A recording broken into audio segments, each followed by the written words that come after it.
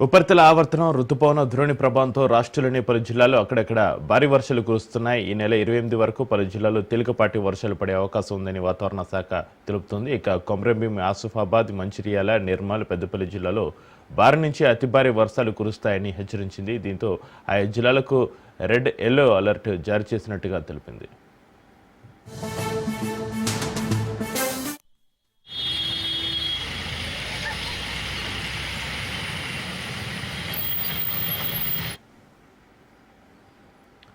గడిచిన 24 గంటల్లో వికారాబాద్ జిల్లా తాండూరు మండలంలో అత్యధికంగా 10.53 సెంటీమీటర్ల వర్షపాతం నమోదు కాగా, దౌలతాబాద్లో 10.48 సెంటీమీటర్లు, కొడంగల్లో 7.69 సెంటీమీటర్లు, సంగారెడ్డి జిల్లా కాంగ్టీలో 10.16 సెంటీమీటర్లు, నల్గొండ జిల్లా అడవిదేవులపల్లిలో 10.15 సెంటీమీటర్లు, మహబూబ్ నగర్, బాలానగర్లో 7.83 సెంటీమీటర్లు, వరంగల్ జిల్లా ఖానాపూర్లో 7.69, నల్లబెల్లిలో 7.38 సెంటీమీటర్లు, చెన్నారావుపేటలో 6.45 సెంటీమీటర్లు, మహబూబాబాద్ జిల్లా గూడూరులో 7.46 సెంటీమీటర్ల వర్షపాతం నమోదైనట్టుగా వాతావరణ కేంద్రం తెలిపింది.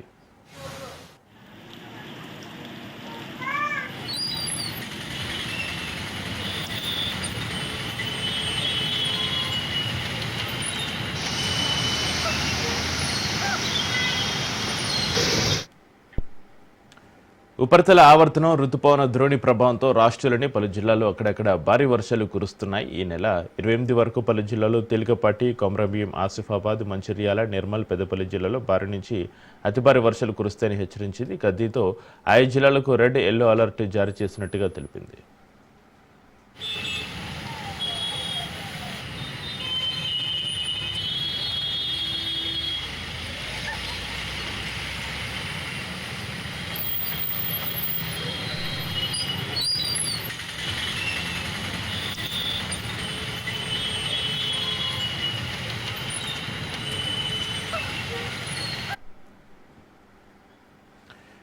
గడిచిన 24 గంటల్లో వికారాబాద్ జిల్లా తాండూరు మండలంలో అత్యధికంగా 10.53 సెంటీమీటర్ల వర్షపాతం నమోదు కాగా, దౌలతాబాద్లో 10.48 సెంటీమీటర్లు, ఇక కొడంగల్ 7.69 సెంటీమీటర్లు, సంగారెడ్డి జిల్లా కాంగ్టీలో 10.16 సెంటీమీటర్లు, నల్గొండ జిల్లా అడవిదేవులపల్లిలో 10.15 సెంటీమీటర్లు, మహబూబ్ నగర్, బాలానగర్లో 7.83 సెంటీమీటర్లు, వరంగల్ జిల్లా ఖానాపూర్లో 7.69, నల్లబెల్లిలో 7.38 సెంటీమీటర్లు, చెన్నారావుపేటలో 6.45 సెంటీమీటర్లు, మహబూబాబాద్ జిల్లా గూడూరులో 7.46 సెంటీమీటర్ల వర్షపాతం నమోదైనట్టుగా వాతావరణ కేంద్రం తెలిపింది.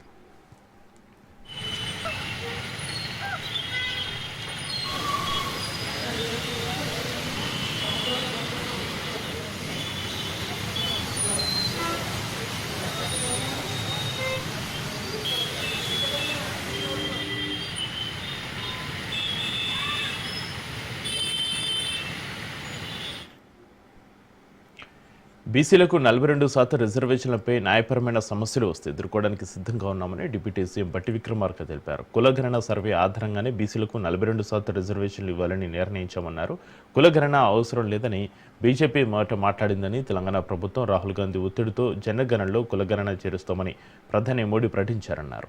బీసీలకు 42% రిజర్వేషన్ల బిల్లు రాష్ట్రపతి వద్ద పెండింగ్లో ఉందన్నారు. ఈ బిల్లుకు పార్లమెంట్లో అన్ని పార్టీల మద్దతు కూడగట్టే ప్రయత్నం చేస్తామన్నారు. ఇక కులగణను కేబినెట్లో, శాసనసభలో ప్రవేశపెట్టి ఆమోదించామని, అసెంబ్లీలో మద్దతు తెలిపిన పార్టీలు పార్లమెంట్లోనూ మద్దతు తెలపాలన్నారు. ఆర్డినెన్స్ గవర్నర్ ఆమోదం పొందగానే బీసీలకు 42% రిజర్వేషన్లపై ముందుకెళ్తామన్నారు. స్థానిక సంస్థల ఎన్నికలు దృష్టిలో పెట్టుకొని 42% రిజర్వేషన్ ఇవ్వటం కోసం శాసనసభలో మేము తీర్మానం చేసినటువంటి బిల్లుకి సంబంధించి ఈరోజు మినిస్ట్రీ ఆఫ్ హోంలో రాష్ట్రపతి గారికి పంపించినటువంటి ఈ బిల్లుకి సంబంధించి కొన్ని రోజులుగా ఆడ చర్చలో ఉంది. త్వరితగతిన ఈ 42% రిజర్వేషన్ సంబంధించి ప్రస్తుతం లోక్సభ సమావేశాలు జరుగుతున్నాయి కాబట్టి లోక్సభలో ఉన్నటువంటి ప్రతిపక్ష నాయకులు శ్రీ రాహుల్ గాంధీ గారిని, రాజ్యసభలో ఉన్నటువంటి ప్రతిపక్ష నాయకులు శ్రీ మల్లికార్జున్ ఖర్గే గారిని, వారిరువురిని కూడా కలిసి వారిరువురి చేత మేము చేసినటువంటి ఈ సర్వేకి సంబంధించిన సమాచారం, దాని ఎంపిరికల్ డాటా కూడా ఇచ్చి మేము పంపించినటువంటి బిల్లుకు సంబంధించి త్వరితగతిన పార్లమెంటులో దీనిపైన అందరి నాయకుల యొక్క మద్దతు కూడగడుతూ దీన్ని అక్కడ పాస్ చేసే విధంగా ఈ రాష్ట్ర ముఖ్యమంత్రి రేవంత్ రెడ్డి గారి నాయకత్వంలో వారందరినీ కలవాలని నిర్ణయం చేయడం జరిగింది. బీజేపీ చీఫ్ రామచంద్రరావుపై మంత్రి పొన్నం ప్రభాకర్ ఫైర్ అయ్యారు. బీజేపీ అధ్యక్షుడు మరోసారి తన నిజ స్వరూపాన్ని బయటపెట్టాడని పొన్నం ప్రభాకర్ విమర్శించారు. బీసీలకు 42% రిజర్వేషన్లు సాధ్యమేనని అన్నారు. ఎందుకు రిజర్వేషన్లు అమలు కావో చూస్తామని అన్నారు. బీసీలకు 42% రిజర్వేషన్లు తప్పకుండా 9వ షెడ్యూల్లో చేర్చాల్సిన అవసరం ఉందని అన్నారు. రిజర్వేషన్ల అంశంపై కేంద్రం నిర్ణయం తీసుకోవాల్సిన అవసరం ఉందని అన్నారు. 42% రిజర్వేషన్లు తప్పకుండా అమలు చేస్తామని పొన్నం ప్రభాకర్ స్పష్టం చేశారు. తెలంగాణ బీజేపీ అధ్యక్షుడు మరొకసారి తన అసలు నిజ స్వరూపాన్ని బయటపెట్టినాడు. 42% 9వ షెడ్యూల్లో చేర్చడం అసాధ్యం అంటా ఉన్నాడు. ఇది సాధ్యమే. ఇది గతంలో జరిగింది పక్క తమిళనాడు రాష్ట్రంలో. తెలంగాణ నుంచి ప్రాతినిధ్యం వహిస్తున్నటువంటి బీజేపీ ఎంపీలంతా రాజీనామా చేయండి, ఎందుకు రాదో చూస్తాం, లేదా దీన్ని సాధించి పెట్టండి. ఈరోజు సుప్రీంకోర్టులో ఇందిరా సహాని కేసులో చాలా స్పష్టంగా చెప్పినారు.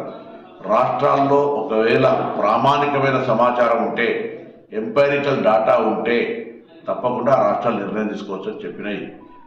అందుకే రాష్ట్రం సర్వే చేసి శాసనసభ ఆమోదము, కేబినెట్ ఆమోదము, గవర్నర్ ఆమోదంతో ఢిల్లీలో ఉంది. ఇది కేంద్ర ప్రభుత్వం తీసుకోవాల్సిన నిర్ణయము. తప్పకుండా రాష్ట్ర ప్రభుత్వం కట్టుబడి ఉంది. 42% రిజర్వేషన్లకు ఎట్లయినా బరాబరుగా అధికారికంగా అమలు చేస్తాం.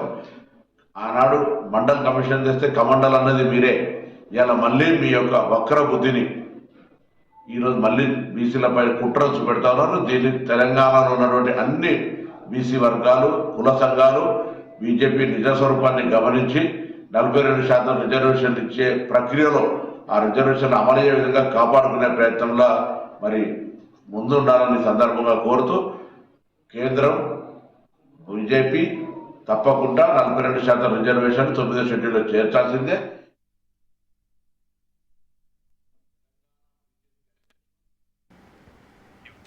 మాజీ మంత్రి జీవన్ రెడ్డి సంచలన వ్యాఖ్యలు చేశారు. గత ప్రభుత్వం మాదిరిగానే ఈ ప్రభుత్వం కూడా నిబంధనలకు విరుద్ధంగా పనిచేస్తుందన్నారు జీవన్ రెడ్డి. 15.6 కోట్ల పనులు సింగిల్ ప్యాకేజ్లో ఇచ్చారని, జగిత్యాల స్థానిక కాంట్రాక్టర్లకు అవకాశం ఇవ్వడం లేదన్నారు. టెండర్ అగ్రిమెంట్ లేకుండా పనులు జరుగుతున్నాయన్న ఆయన వర్క్ ఆర్డర్ లేకుండానే పనులు మొదలుపెట్టారని ఆరోపించారు. గౌరీశంకర్ ఇన్ఫ్రాకే ప్రాధాన్యత ఎందుకు ఇస్తున్నారని ప్రశ్నించారు. దీనిపై జిల్లా కలెక్టర్ సీఎం జోక్యం చేసుకోవాలని జీవన్ రెడ్డి డిమాండ్ చేశారు.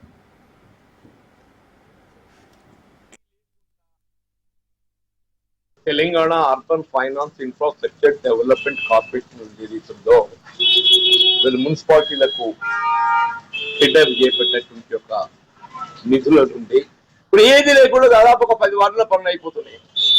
ఏది లేకుండా టెండర్ అగ్రిమెంట్ లేకుండా వర్క్ ఆర్డర్ లేకుండా మరి ఏ విధంగా వర్క్ ఆర్డర్ లేకుండా మరి మున్సిపల్ పబ్లిక్ హెల్త్ సంబంధించినటువంటి ఒక ఇంజనీరింగ్ అధికారులు మార్కౌట్ ఏ విధంగా ఇస్తున్నారు? అసలు మార్కౌట్ ఇస్తుందా ఇస్తలేదా? అధికారుల పర్యవేక్షణ ఉందా లేదా? మరి ఏది లేకుండా పనులు చేపడుతున్నారా? అగ్రిమెంట్ లేకుండా వర్క్ ఆర్డర్ లేకుండా పని చేపట్టబడడం అనేది నేత నా సుదీర్ఘ ప్రజా జీవితంలో చెప్పంటున్నాను. ఇది మరో కాళేశ్వరం ప్రాజెక్టు తలపింపజేస్తుంది, ఇది మరో కాళేశ్వరం ప్రాజెక్టు తలపింపజేస్తుందని చెప్పంటున్నాను. Gauri Shankar infra builders limited ఈ కంపెనీ ఎవరిది? మరి ఆయనకి ఏదైతే ఉందో ప్రభుత్వ నిబంధనలు వర్తించాయా? ఈ గౌరీ శంకర్ ఇన్ఫ్రా లిమిటెడ్ అనే పెద్ద మనిషి ఎవరు? ఈ సూపర్ మ్యాన్ ఎవరు? ఈ సూపర్ మ్యాన్ ఎవరు అంటున్నా. అంటే ప్రభుత్వం ఏదైనా కానీ నియమ నిబంధనలకు అనుగుణంగా work agreement, tender formalities, work order తో పని మాత్రమే పనులు చేయడం జరుగుతుంది. అవన్నీ ఏమీ లేకుండా దాదాపు 10 వార్డుల పనులు, ఇవన్నీ మొత్తం డీటెయిల్ తెప్పించి నేను 10 వార్డుల పనులు జరుగుతున్నాయని చెప్పి అంటున్నా. అంటే రాష్ట్రంలో ప్రభుత్వం మారడంతో మున్సిపాలిటీలో కొంత మార్పు వచ్చింది అనుకున్నాను. ఇక మళ్ళీ చూస్తుంటే మళ్ళీ గత బీఆర్ఎస్ మున్సిపాలిటీ నడుస్తున్నట్టు కనబడుతుంది మాకైతే.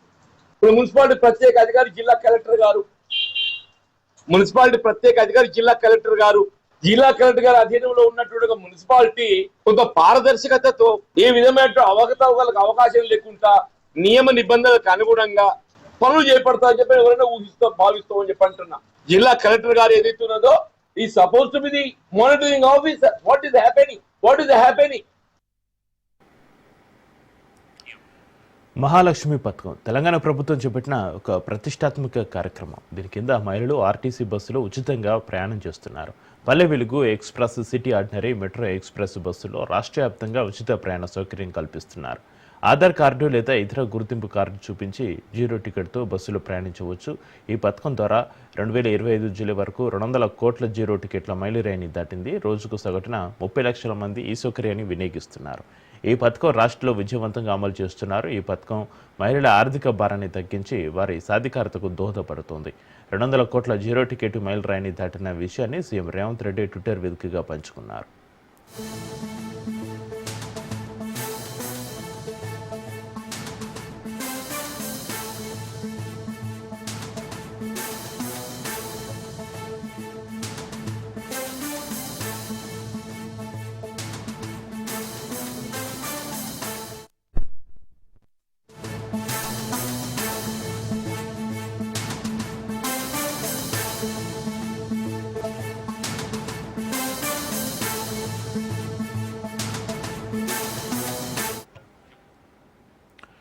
బ్రేక్ ని చూస్తున్నాం. తెలంగాణ కాంగ్రెస్ కీలక నిర్ణయం తీసుకుంది. త్వరలో కాంగ్రెస్ జిల్లా మండలాల వారీగా పల్లె నిద్ర చేపట్టనున్నారు. ఇక కాంగ్రెస్ పార్టీ రాష్ట్ర స్థాయి నేతలు ఆ పార్టీ కార్యకర్తల నివాసంలో బస చేయనున్నారు. కార్యక్రమాన్ని పీసీ చీఫ్ మహేష్ కుమార్ ప్రారంభించనున్నారు. ఇక సాయంత్రం గ్రామాల్లోకి రాష్ట్ర నేతలు వెళ్లి రాత్రికి పల్లెల్లో బస చేయనున్నారు. ప్రభుత్వ అభివృద్ధి సంక్షేమ పథకాలను జనంలోకి చేరవేత. ఇక స్థానిక సంస్థల ఎన్నికలకు పల్లె నిద్ర ఉపయోగపడుతున్నట్లుగా టీ కాంగ్రెస్ భావిస్తుంది. త్వరలో నేతల షెడ్యూల్ను టీపీసీసీ ఖరారు చేయనుంది. ఈ కార్యక్రమంలో పీసీ చీఫ్ మీనాక్షి నటరాజన్, ఇక సీఎం మంత్రులు పాల్గొన్నారు.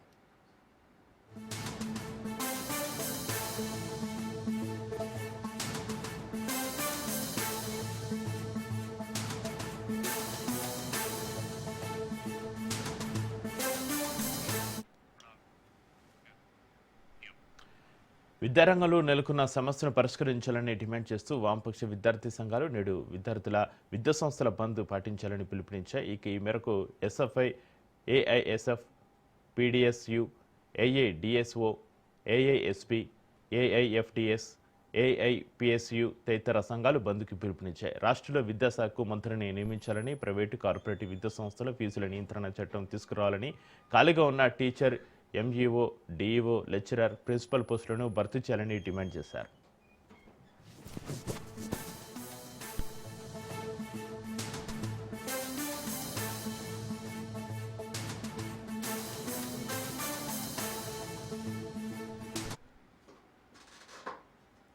అద్దె భవనాల్లో నడుస్తున్న గురుకులాలు, హాస్టళ్లకు సొంత భవనాలు నిర్మించాలని, గురుకులాల సమయాన్ని శాస్త్రీయంగా మార్చాలని, పెండింగ్ స్కాలర్షిప్లు, ఫీజు రియంబర్స్మెంట్ బకాయిలు విడుదల చేయాలని డిమాండ్ చేస్తున్నాయి.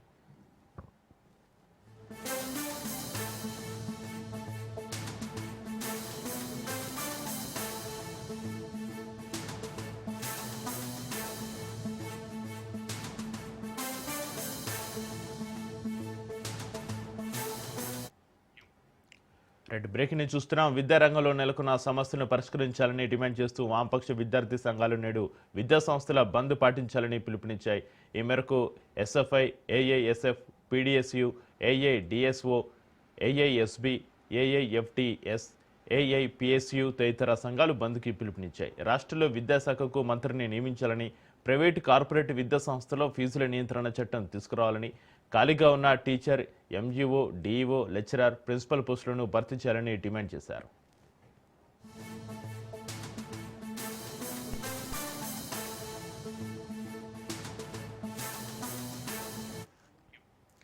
అద్దె భవనాల్లో నడుస్తున్న గురుకులాలు, హాస్టళ్లకు సొంత భవనాలు నిర్మించాలని, గురుకులాల సమయాన్ని శాస్త్రీయంగా మార్చాలని, పెండింగ్ స్కాలర్ ఫీజులు, షిప్లు, ఇక ఫీజు రియంబర్స్మెంట్ బకాయిలు విడుదల చేయాలని డిమాండ్ చేస్తున్నాయి.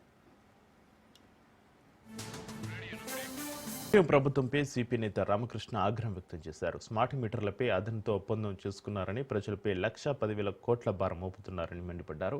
సిగ్గుతో ఒప్పందం వెంటనే రద్దు చేసుకోవాలని రామకృష్ణ డిమాండ్ చేశారు. పోలవరంను పక్కన పెట్టి బనకచర్ల అంటున్నారని, చేతనైతే పోలవరం పూర్తి చేయాలన్నారు. ఏపీలో మాత్రమే ప్రాజెక్టును ప్రైవేటు పరం చేస్తున్నారన్న ఆయన ఏపీ లిక్కర్ స్కామ్ దేశంలోనే పెద్దదని ఆరోపించారు. ఆంధ్రప్రదేశ్ రాష్ట్రంలో కూడా ఇంత పెద్ద ఎత్తున భారాలు మోపలేదు. ఒక 6 మాసాల కాలంలోనే 15,480 కోట్ల రూపాయల విద్యుత్ భారాలు వినియోగదారులపైన మోపడం జరిగింది. ఇది మన ఆంధ్రప్రదేశ్ రాష్ట్రం విడిపోయిన తర్వాత కానీ లేదా రాష్ట్రం కలిసి ఉన్నప్పుడు కానీ ఒక 6 నెలల వ్యవధిలో ఇంత పెద్ద ఎత్తున భారాలు ఏనాడు మోపలేదు. అది ఈ ప్రభుత్వం మోపింది. రెండుగా ఆ రోజు నారా లోకేష్ గారు అయితే ఈ ఎక్కడైనా స్మార్ట్ మీటర్లు బిగిస్తే దాన్ని పగలగొట్టమని కూడా చెప్పాడు. మరి ఈరోజు మేము అడుగుతా ఉన్నాం, మీరు ప్రతిపక్షంలో ఉన్నప్పుడు పగలగొట్టమంటారు, అధికారానికి వచ్చిన తర్వాత బిగించమంటారు. అంటే ప్రజలు ఏమంటే ఏమి గమనించారా? మీరు ఏం చెప్తే అది ఫాలో కావాల్సిందేనా? మరి ఇవాళ మీరు అధికారం వచ్చి 1 సంవత్సరం గడిచినా సరే మీరేం మాట్లాడడంలే. అదా పైగా బయట మీరు ప్రచారం ఏంటి? దాదాపు 3,000 కోట్ల రూపాయలు అదానికి చెల్లించాల్సి వస్తుంది ఈ అగ్రిమెంట్ రద్దు చేసుకుంటే అంటారు. మరి 3,000 కోట్ల రూపాయలు ఎక్కువనా లేకపోతే 1,10,000 కోట్ల రూపాయలు ఎక్కువనా? ఏదైతే స్మార్ట్ మీటర్ పెట్టారో దాన్ని ఉపసంహరించుకోవాలి. ఇవాళ కడప జిల్లాలో రాయలసీమలో ఈ ఇరిగేషన్ ప్రాజెక్టుల కోసం, కాలువల కోసం, సాగునీటి కోసం, తాగునీటి కోసం దశాబ్దాల తరబడి పోరాటం చేశారు. మొదట్లో కమ్యూనిస్ట్ పార్టీ ప్రారంభించిన ఆ తర్వాత రోజుల్లో మరి అనేక మంది నాయకులు, ప్రత్యేకించి వైఎస్ రాజశేఖర రెడ్డి గారు, మైసూరారెడ్డి గారు, ఎంవి రమణారెడ్డి గారు, అనేక మంది. కానీ ఇవాళ మేము ప్రభుత్వాన్ని ఒకటే అడుగుతా ఉన్నాం, ఇన్నేళ్ల దశాబ్దాలు గడిచినా సరే ఈ ప్రాజెక్టు మీరు కంప్లీట్ ఎందుకు చేయలేకపోతా ఉన్నారు? మేము ముఖ్యమంత్రి చంద్రబాబు నాయుడు గారిని సూటిగా అడుగుతా ఉన్నాం. సిద్దిపేట కలెక్టరేట్ రివ్యూలో గందరగోళం నెలకొంది. దుబ్బాక ఎమ్మెల్యే కొత్త ప్రభాకర్ రెడ్డి ఫోటో లేదంటూ బీఆర్ఎస్ కార్యకర్తలు నిరసన చేపట్టారు. పోటీగా కాంగ్రెస్ కార్యకర్తలు కూడా ఆందోళన చేశారు. సీఎం డౌన్ డౌన్ అంటూ బీఆర్ఎస్ కార్యకర్తలు నినాదాలు చేయగా బీఆర్ఎస్కు వ్యతిరేకంగా కాంగ్రెస్ కార్యకర్తలు నినాదాలు చేశారు. దీంతో అక్కడ పరిస్థితి ఉధృతంగా మారింది.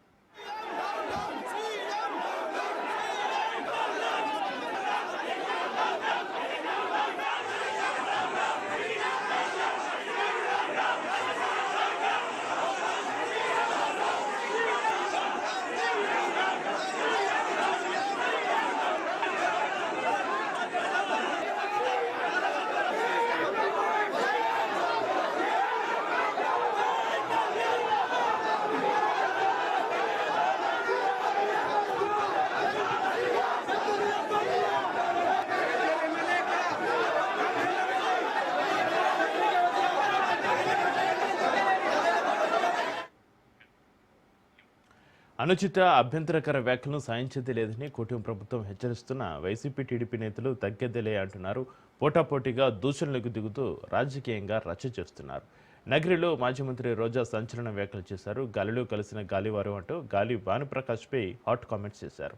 చెన్నై వెళ్తే చెన్నైలో పుట్టారని, పిఠాపురం వెళ్తే పిఠాపురంలో పుట్టారని ఇష్టం వచ్చినట్లుగా మాట్లాడుతున్నారని డిప్యూటీ సీఎం పవన్ కళ్యాణ్ని ఉద్దేశించి వ్యాఖ్యలు చేశారు. ఆమె గోవు చనిపోతుంటే కూడా వచ్చి చూసి దానికి సంబంధించి ఎవరి తప్పు వాళ్ళని పనిష్ చేసి మళ్ళీ గోవులు చనిపోకుండా చూసుకోవాల్సిన బాధ్యత ఉందా లేదా? మరి నువ్వేం సనాతన యోధుడివేనని ప్రశ్నిస్తున్నావు. అలాగే శ్రీకూర్మంలో ఆవేళ్లు మహావిష్ణువుతో సమానం. అవి చనిపోతుంటే అక్కడికైనా వెళ్ళావా అంటే అక్కడికి వెళ్ళావు.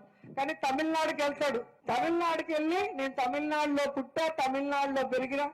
ఈయన ఎక్కడ పుట్టాడు, ఎక్కడ పెరిగాడు, ఏం చదువుకున్నాడు, ఎవరికి కన్ఫ్యూజ్ చేసేస్తాడు.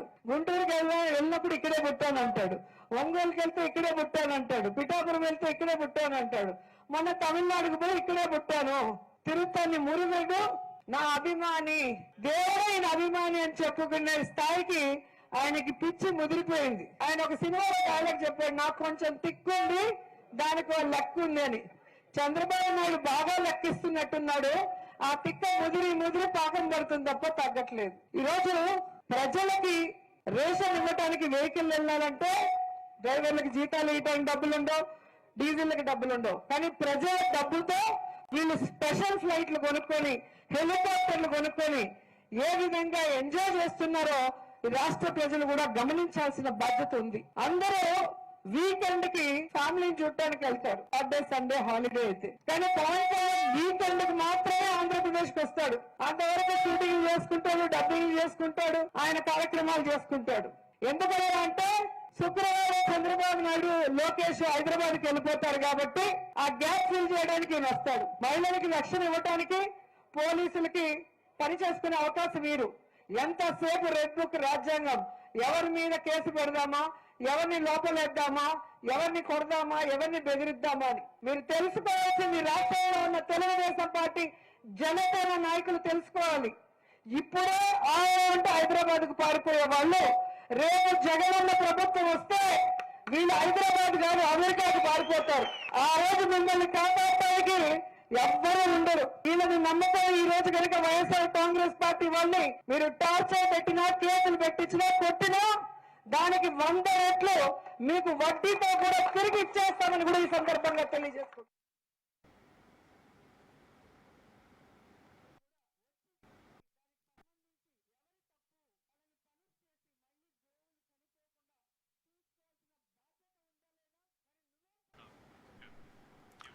AP deputy CM Pawan Kalyan కీలక వ్యాఖ్యలు చేశారు. కోహినూరు వజ్రం చుట్టూ ఈ సినిమా కథ నడుస్తుందన్నారు. తనను విశాఖలో ఇబ్బంది పెట్టడం, చంద్రబాబును అరెస్ట్ చేయడం వల్ల అప్పుడు షూటింగ్ ఆలస్యమైందన్నారు. చారిత్రాత్మక నేపథ్యం కాబట్టి కొంత వర్కౌట్ చేస్తామన్నారు. ఇందులో రాజకీయ అంశాలు లేవని వెల్లడించారు. ఫ్యామిలీ ఎంటర్టైన్ అన్నారు.